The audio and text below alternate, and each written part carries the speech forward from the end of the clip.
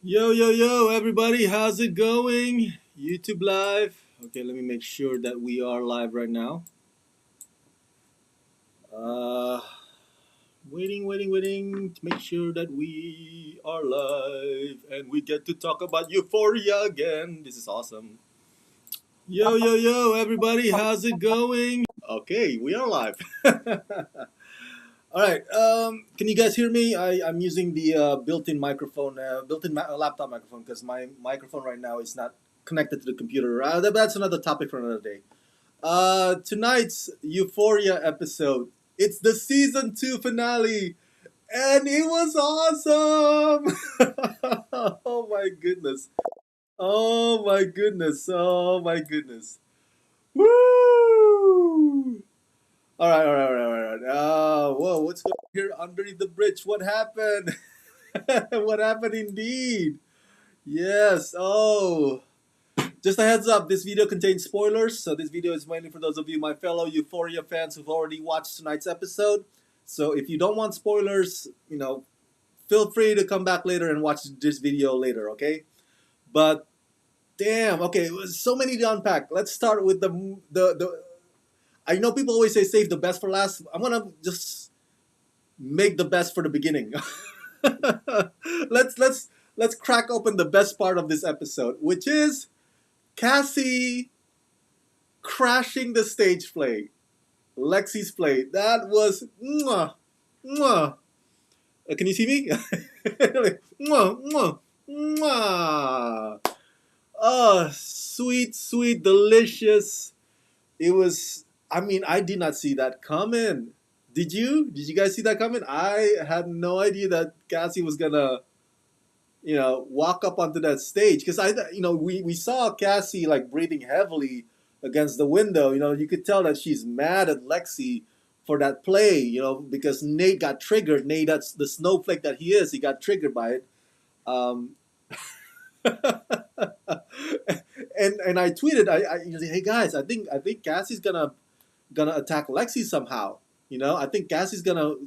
She seemed furious, but we didn't know what it was gonna take. What kind of form it was gonna take. What kind of how she's gonna attack Lexi in what way. I did not see that the whole thing that Cassie going up the stage as part of that possible scenario. I was running scenarios through my head. Maybe after the play she's gonna confront Lex. Maybe or a few days later. Because revenge is a dish best served cold, right? They say, but no, it's right immediately. She got up on the stage, and you know what, guys? It Cassie. Now I'm conflicted, and I want to ask you guys, which one was more interesting, the play itself, or the situation that Lexi create? The situation that Cassie created. Impromptu, improvisational. Because it seems that the latter is now more interesting than the play itself, even though the play itself is already interesting. Last week, remember, I was like already like hyped up about the I need a hero, that whole dancing sequence. But Cassie showing up on the stage. That was like the cherry on top. You know what I'm saying? That was like, I mean, Lexi could not have written that better, if she wanted to. I mean, that was like the best, yeah, the best improvisational stuff ever, the best twist ever. And man, my favorite part is when Maddie also intervened. Like Maddie's like, yeah, she fucked her boyfriend, and then at one point Maddie just had enough. Maddie had up to here, so she's like, what, this bitch needs to be put down, and she got up on the stage as well and like starts chasing Cassie. Oh, oh, and that was after Cassie attacks one of the cast members that's supposedly playing her. It's a version of her, and she's just like, "Oh my god, is this such a laugh riot?" That whole sequence was just, oh, for those of us who have invested ourselves into these characters, it was gold. It was so amazing, amazing watching that whole thing unravel. Oh my god. Oh, Cassie, Cassie, you have outdone yourself, girl. To interject yourself into a play like that. Woo! And did you guys see Jules? Jules was like in the audience, was like, oh my, Jules was excited about it. You know what I'm saying? But Cassie and Lexi's mom went from excited to horrified. Right? She got up on the stage and she's like, trying to break the whole fight apart. But Jules went from excited to extra excited. I was like, oh, I mean, tonight we are all Jules, okay? Tonight we were all Jules at that moment. We're like, oh shit! I mean, that was like juicier than any reality show you can name, right? Or Real Housewives of the Orange County, or Too Hot to Handle. So much juicier than that.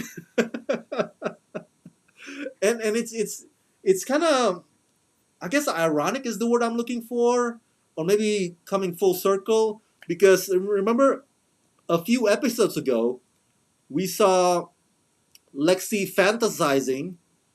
Remember that her fantasy was her life was a reality show. Remember that? You know, like a mockumentary style. People will be talking to the camera. Lexi will be talking to the camera.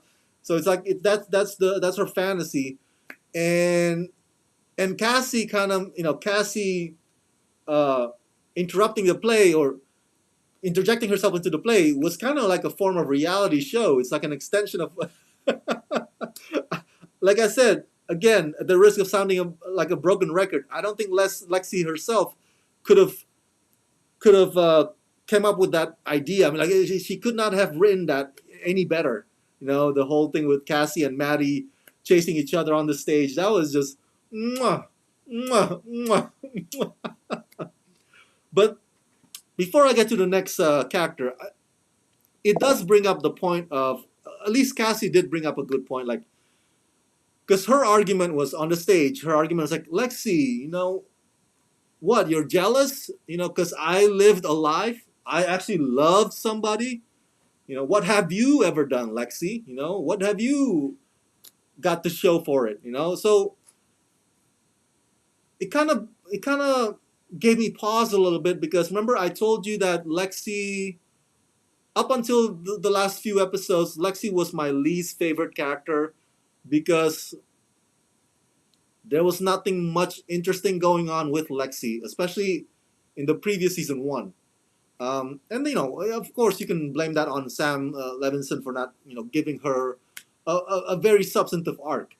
Luckily, he did for her this season. So so when Cassie said, "What have you done? What have are you jealous? At least I lived a life. At least I loved somebody. At least I got my heart broken. What have you done?" So uh, she kind of had a point there. When Cassie said that, she kind of had a point there. And the answer to that is, I think Lexi could say, "Hey, now I'm doing this. Now I've done something. Now you can say I did something. Display, and you know, uh, and as we discussed last week, she was an observer. Like a constant observer on the outside. That's why she's writing what she knows, which is her friends and her relationship with her friends. So she's putting that on the stage, to display to the public to see, for the public to see. And so now we got to the point where Lexi is interesting, where you can counter Cassie's argument by saying, "Hey, Lexi did do something," and Lexi did fall in love in a way with Fez, and we'll talk about Fez soon.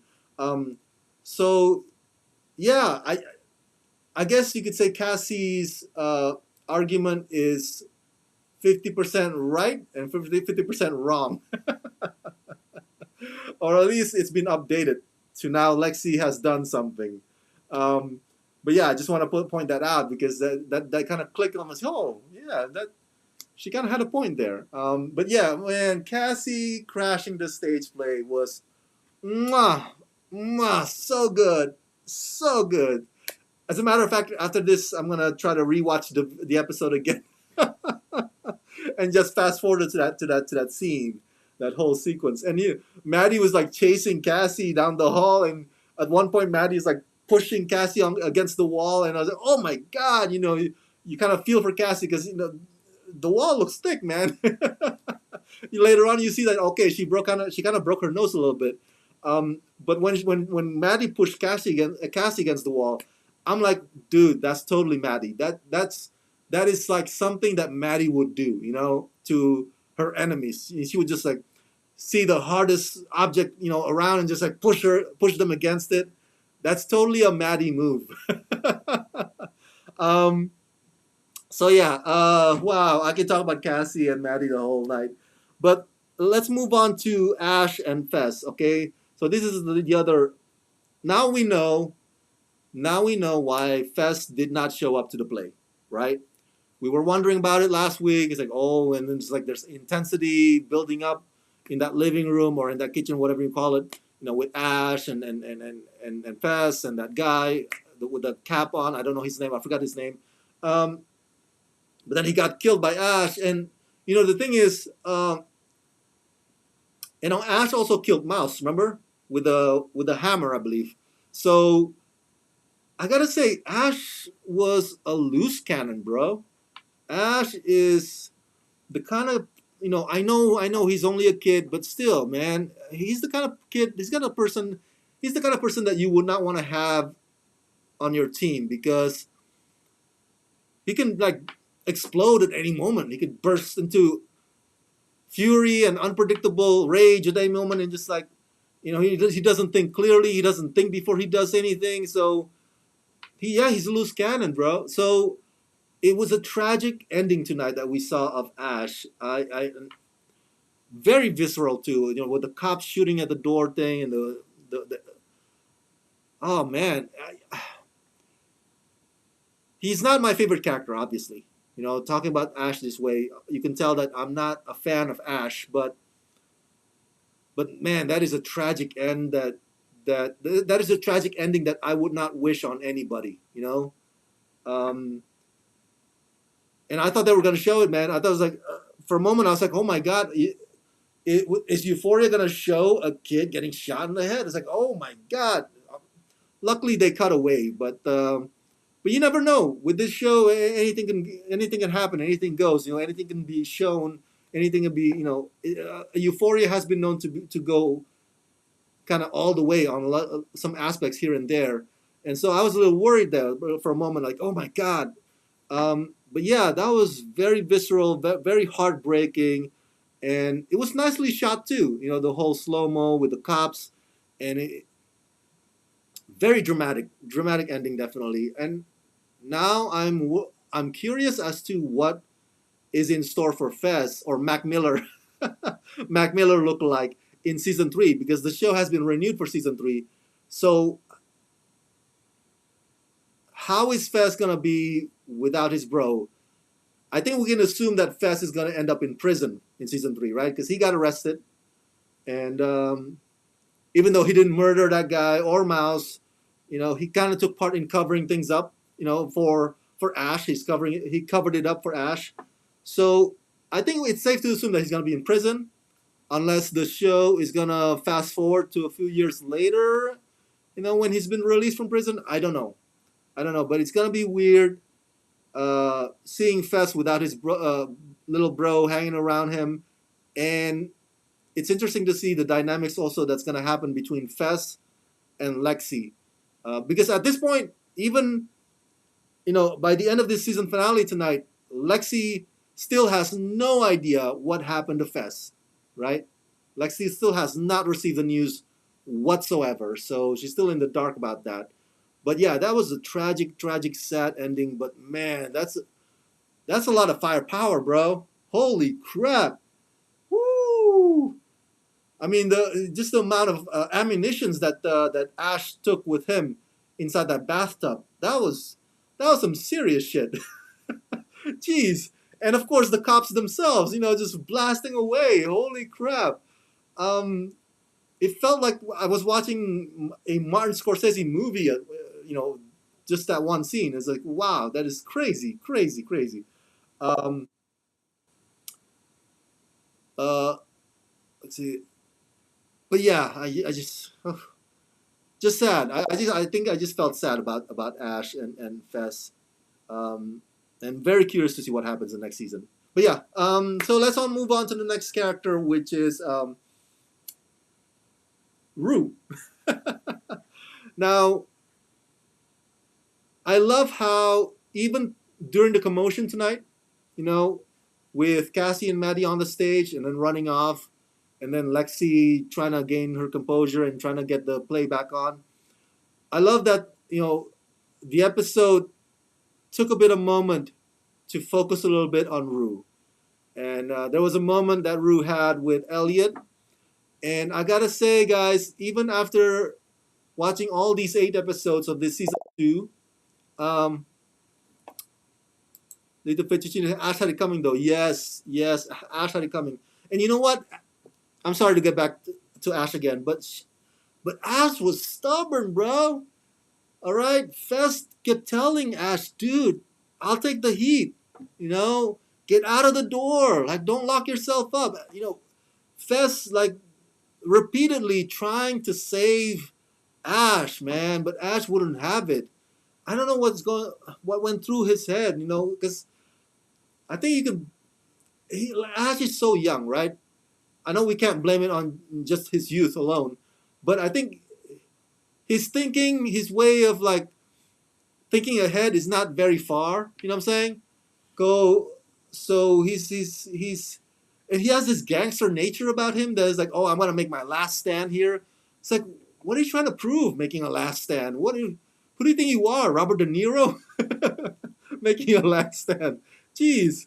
So yeah, Ash did have it coming. I wish it wasn't so. I wish it would have gone differently. I wish Ash had listened to Fess, but because of you know obviously Ash had made up his mind. He had made up his decision. So he made his bed. So lay-in is sort of a deal. So I know a lot of people will say, "Hey, he had it coming." You're right, but he doesn't make it. It doesn't make it like easy. You still feel like unsettled. You still feel like disturbed by it. You still feel like, man, so sad, so tragic. Lit Fettuccine said Ash is so in the moment. Yeah, you're right. He's the kind of person who just like he can't think far ahead. He just like this is it for me, and that's about it. And that's a wrong way of thinking. You can't say like there's nothing more to this. You can't think that way.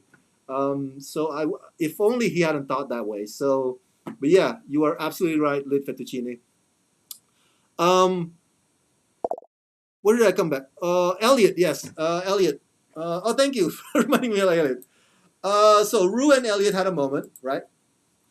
And Lit Fettuccine asked the question that I had on my note here. Thank you. And my answer is because what did you think about Elliots Song? Okay, don't be mad at me. After 8 episodes of this season 2, right? As I was saying, I still find myself not that big a fan of Elliot. I'm sorry. I'm sorry. You can hate on me all you like, but Elliot still just didn't land with me, man. Maybe he land with you. I don't know, but he seems so. I guess Elliot is how I felt about Lexi in season 1. Remember that? I felt Lexi in season 1 was there's nothing much going on with her, and she didn't leave a good impression on me, at least not compared to the other characters. That's how I feel about Elliot in season 2. Especially with him getting in between Jules and Rue, which kind of pisses me off because I like Rue and Jules. I like that pairing, and so I'm not a big fan of Elliot. So the song tonight, it was sweet. It was sweet, but uh, I'm not buying his album anytime soon. Okay, just let me put it that way. it, it sounds like the song sounds like Jack Johnson, man. What is this? Banana Pancakes Part 2? I know I'm hating on Elliot. I'm sorry, but I'm just not a fan of that guy, man. I'm not a fan of the guy. So maybe you find his song sweet and endearing and cute. I'm sure a lot of you thought Elliot playing guitar, his guitar skills are is pretty awesome and whatnot. It's pretty macho, pretty hot. But I'm not in that camp. Okay, I'm not in that camp. Kelly Bob says, "Who died? Ash died. Ash died. We already talked about it. So, um, underneath the bridge, Ash dead. Yes, Ash is dead. Josh Walters, worst absolute worst movies you've ever seen in your life. We're not gonna talk about movies right now, Josh Walters. This topic is about Euphoria, so not about movies right now. Okay, so uh, also about Rue, I gotta say, over the past few episodes, Sam Levinson, the writer, director, showrunner, has been giving us snippets of Rue delivering her speech, um, like an eulogy speech, right? After her father died. In the living room, everybody was there, all her friends were there. So we saw that, trickling throughout these past few episodes, from the beginning of season 2, and now we see the climax in season finale. And I gotta say, man, regarding that, every time the shows another snippet of Rue delivering her eulogy speech. I don't know about you guys, but I couldn't fight back tears. I like every night they keep showing parts of that. It just is sad. I'm sobbing. I don't. Why am I sobbing? Because it's so sad. The words, especially tonight. You know, and it was just so poetic. The way she felt about her dad, like watching. I don't know the words verbatim right now, but it's just so. It really hits me right here, and oh my god, I thought by now I could, kind of hold myself together, because after seeing the snippets over the past few episodes, like okay, they're gonna show it again tonight, and they're gonna show it again tonight. It's like okay, by this time I think I can handle this, but nope. I broke down again, man. I broke down again. It was just so sad, so sad. And I'm glad my dad is still alive, but I feel heartbroken for those out there who don't have a dad or who saw their dad dying or in front of them, frailing away. I mean, tonight is just another testament of Zendaya's chops as an actress. And I want to say this also, that scene nearing the end where Zendaya or Rue, I should say Rue was talking to Lexi. Remember that? Rue had a heart to heart after Rue's like, "Hey, I love your play. Can I come over?" And Lexi's like, "Yeah, come over." And they're like, so they have a heart to heart talk, and that scene, that talk was amazing. All right, and it goes to show. I think that's Sam Levinson's way of telling you that, you know, don't bottle it up, guys. Don't bottle it up. Spill your beans to your friends. I know I'm talking in a slang kind of way, but share that burden, share that ache, share that agony with your best friend. And Lexi did too. Lexi shared her stuff with Rue, not just it was not just a one road kind of way, or it's not just a one way street, I should say. So that's the show way of telling you, hey, come on, because we saw how Rue throughout this season 2 escalated, with her addiction, with her anger, with her, she just lashed out on everybody, including Jules. And that's what happened if you pent it all up. I'm not a psychologist. The show is not trying to be all shrink about it, but it kind of makes sense. The whole talk that Lexi had with Rue tonight, it was so on point. It was so profound. It was so deep, and you feel like Sam Levinson's telling us, like, guys, there's nothing more cathartic or more therapeutic than sharing your shit with the ones you love. You know, that's how it's done. That's how it's done. Um, and I think I'm making a big statement here. I think the girl who played Lexi, what's her name? Maud Apatow, right? She should get she totally should get a nomination, Emmy nomination for Best Supporting Actress. I think Zendaya should get another nomination. She won last year. She should get another nomination for Best Leading Actress. You know, the lead role. But Maud Apatow, definitely, my vote goes to her for Best Supporting Role because she really, really. I mean, that was this season. She got to shine. Okay, as an actress, she got to shine, and I love it. I love it. I feel kind of mad a little bit that it's at the expense of Kat because my favorite character, Kat, didn't get much to do this season, too. But the outcome of that, the result of Kat not getting a lot of stuff is Lexi getting a lot of stuff. And so I'm okay with that. I'm okay. And I think Lexi, or Maud Apatow, I should say, she delivered. She knocked it out of the park. I mean, that's that heart to heart talk that she had with Rue tonight should be sufficient alone to get her nomination for Best Supporting Role. It was amazing, amazing. Liz Fettuccine, has Rue hit rock bottom there though?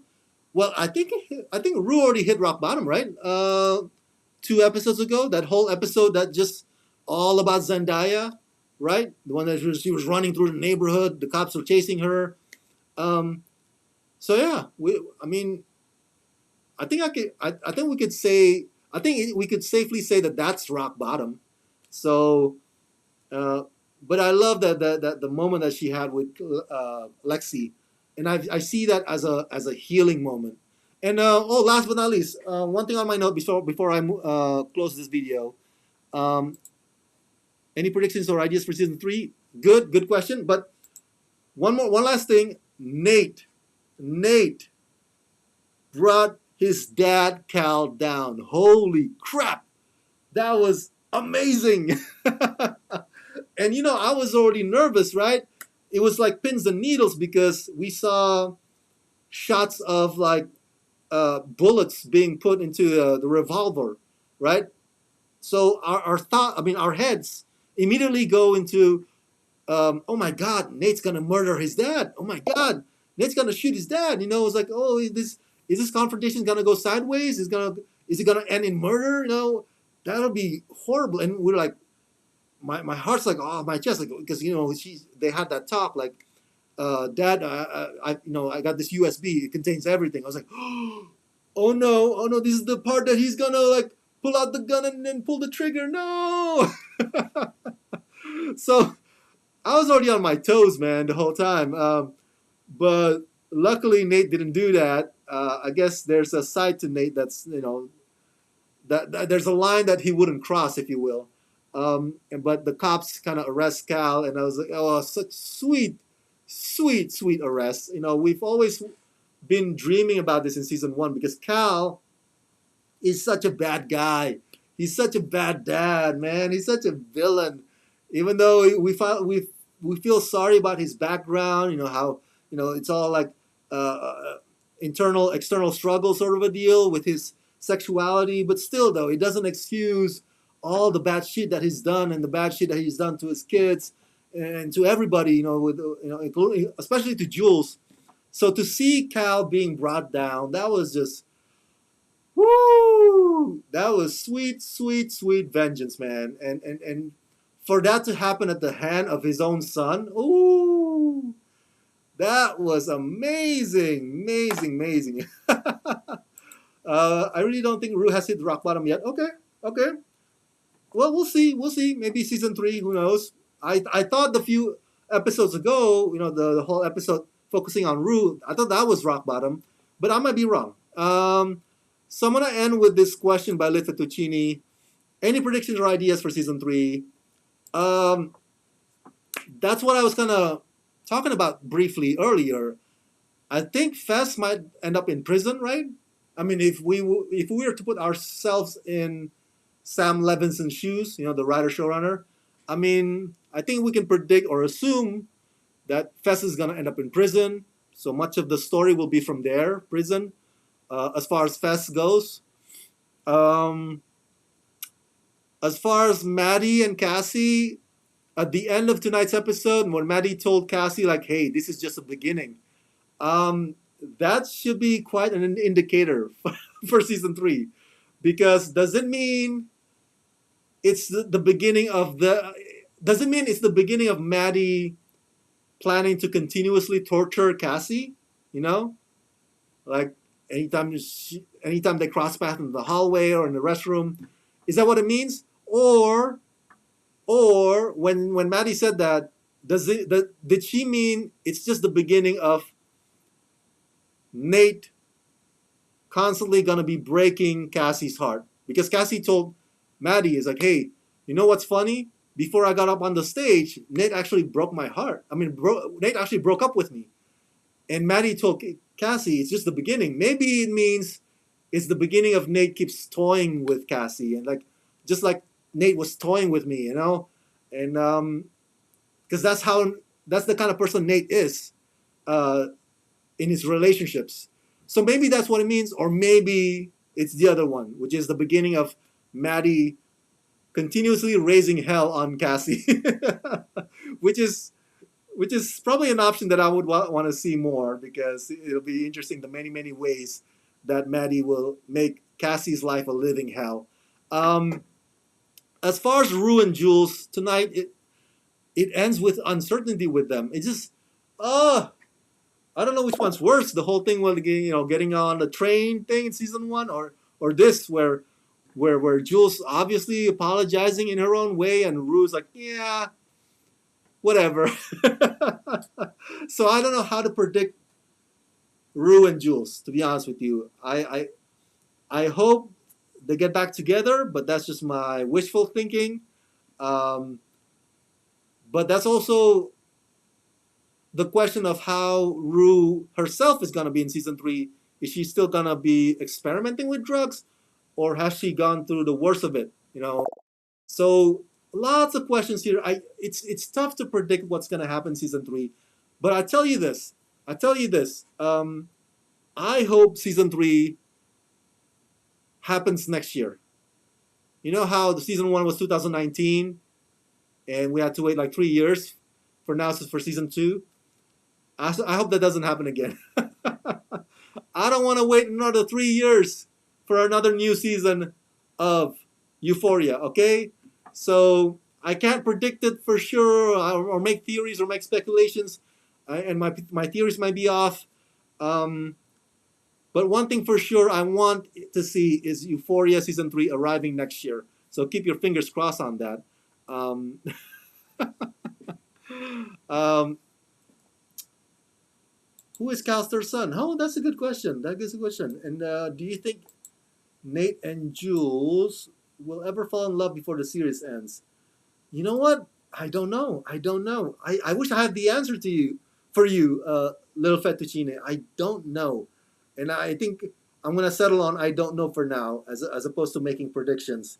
But yeah, I love this show. I really do love this show. And I'm so glad that Sam Levinson was brave enough to explore these shades about high school life and high school romance, And I'm glad that HBO is brave enough to give him that platform.